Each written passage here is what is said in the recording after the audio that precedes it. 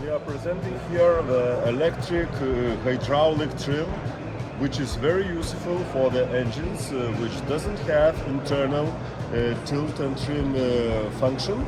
And also it's very useful for the smaller electric engines like 3 or 6 kilowatts, which is like a very ideal tool for tilting them up and putting down.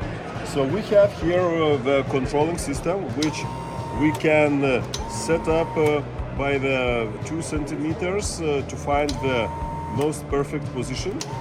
When we find the most perfect position, we can put it in a memory, hold it for 5 seconds, and then electric trim it remembers the perfect position.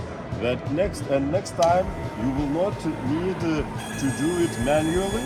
Simply next time when you go in the water, you press the memory button, and your hydraulic trim is perfectly remembers the perfect position of your engine. So also you can push by buttons to tilt the trim totally up and totally down when you need to do that.